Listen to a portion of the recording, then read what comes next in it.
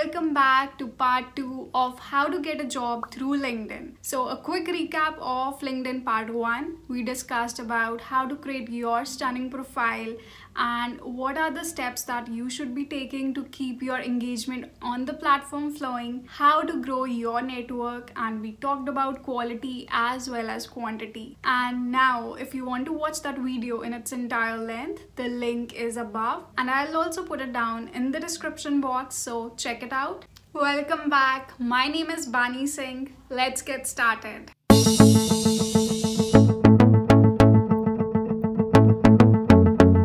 Now, if you want to get regular content on getting an edge on studying and settling abroad, do subscribe to the channel Bani Abroad. Now let's get started with part 2. And in this we'll cover how to search for jobs on LinkedIn, how to reach out to people who can be your future employers, and how to let the network know that you are available for a job. So let's dive right in. You go to your LinkedIn profile and then here click on me and then settings and privacy. So you need to scroll down till you reach the job seeking preferences. Here click on let recruiters know you're open to opportunities. Mine is already enabled. And also you can signal your interest to recruiters at companies you have created job alerts for.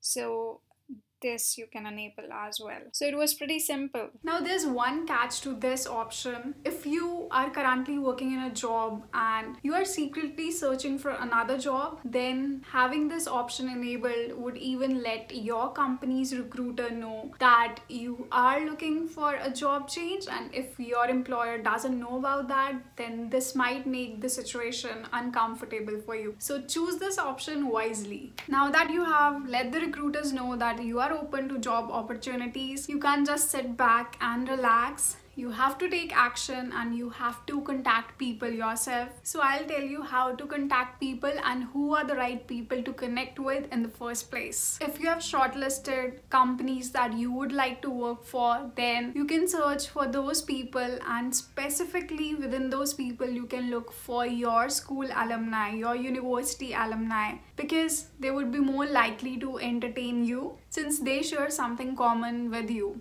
Just imagine that there's someone who graduated from your same school and he wants to ask you something, he needs some help. There are more chances that you would help that person who shares that connection with you rather than just a random stranger. So leverage that fact to your own advantage. But imagine if the companies that you have shortlisted do not have any connection to you, then what do you do? And this tip that I'm going to tell you is not applicable to only those people that you don't have anything in common with, but all the connection requests that you are going to send from today. So now that you would want to connect with people who are working in your future company that you would want to work in, how do you make that connection? LinkedIn has it very simple. There's a button connect and you just have to press it. But is that the right way? Well, if you just want to add a connection on your LinkedIn, then it might be that person might accept your request, but the chances are still pretty low. But do you just want to be a connection of that person on your LinkedIn network, or do you really want to make a connection? If I guessed it correctly, then you do want to make a connection. So tell me, would you make the connection this way or this way? Yes, you would want to stand out and make a personal connection. So for that, you will write a personalized note along with your connection request. So the personalized connection request has a word limit, which is for good because you don't want to be writing essays before you even know the person. So keep it short and crisp. Tell the person something about yourself which is relevant to the request that you are making. Suppose you are just graduating, you are starting in this school, and then you want to know about that person's journey in that industry or want to know about the company that he's working in. So be clear, and there's a chance that you put in all the hard work, you draft the perfect personalized message, but still that person doesn't accept your request. Don't be heartbroken. That can happen to any well-crafted message. It's not on you. He or she might be busy, or he or she just skipped that message. So don't take it personal. Persist. There are many people working in that same company. That person was not the only one. So reach out to more people. And also there's no harm in following up with that person who didn't reply. So you can just say, I'm just following up on my request, and if you have time, I would like to have a chat. So the crux here is that don't give up. Reach out to people until they respond to you. And finally, someone will respond to you, and you might have many people that respond to you, and you can get the best out of all of them. And then repeat this process with all the companies that you have shortlisted and want to know about, so that you have your best shot at getting a job. Now, when the good news comes in, that is when that person accepts the request, then follow up. Follow up with a thank you note, but that's not all. Follow up with the action that you would want. If you want a telephonic conversation or a virtual meeting in times like these, you can ask the person about his or her availability and then have the meeting. Now, if the person has agreed to meet you, then send that person the agenda for the meeting so that he or she can also be prepared about the questions that you would want to ask. And prepare for your meeting. I know you want answers from the other person, but you should prepare the right questions that you would want to ask. So just don't get all happy and just barge into the meeting unprepared. Prepare for it so that you feel confident, because you know what you are going to ask, and that will reflect in the conversation that you will have with that person. So you can ask about the company's culture, about the job role that you are looking for, the details about what is the working style and what are the day-to-day activities of the job role that you are interested in, so that you get a clearer picture and realize if it's the good fit for you as well, because you also have to qualify yourself for the job role and not just jump into any role.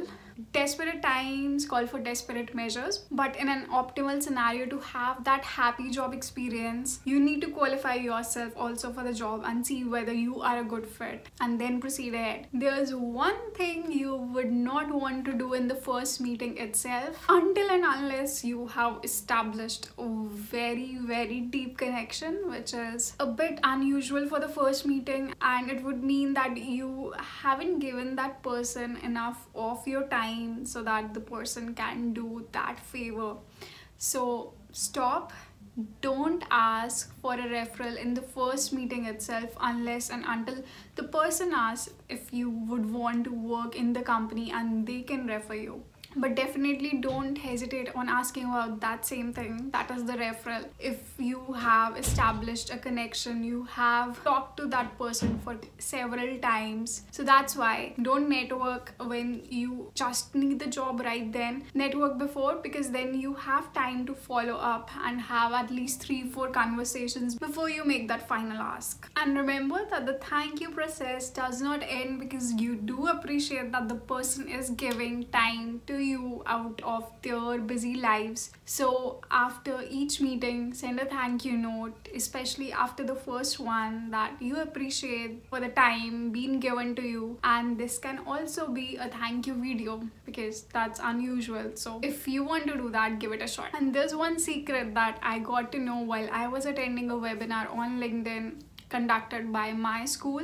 So majority of the companies, especially here in Canada, have a finder's fee. If they refer you and you get selected for the job, then they would get money. So even they have an advantage of referring you. So don't feel very hesitant on asking for the referral. So let's just do a quick recap. So what do? You let the recruiters know that you are open for a job, and you keep mind of the fact that your employer would also be aware of that. And then you reach out to the people who are working in the companies that you would want to work for, and then you reach out to them with a personalized request along with the connection request, and you make your agenda clear. You have a meeting, you thank that person, You follow up with that person time and again, and then you ask for the referral, and you also qualify in this process. You also qualify yourself if you would be a good fit for the job depending on the conversation that you had with that person. But remember, one person's point of view might be different, so you might need to talk to more people working in the same company, because I've realized that different departments have different opinions. And what if you want to work in a different department, and what if what other people find difficult is easy for you? So that's very subjective. Don't be too serious on that. Talk to many people. Don't just let the opinion of one person influence you. And lastly, I would say, break the rules. I said don't ask for a referral in the first meeting, but what if you are a charmer, and what if you do develop that magical connection in the first meeting itself that would enable you to ask for that referral? So go ahead for it, but it's just a safe practice. But rules are meant to be broken, so it's on you. I hope this video helps you in one way or the other, and you get your dream job. Be persistent until you get it, and don't give up. You will get it if you don't give up. If you give up, then who knows. Do like the video if you liked it, and subscribe to the channel. That would mean a lot to me. And hit the bell icon. I'll see you very soon. Until then, take care. Bye.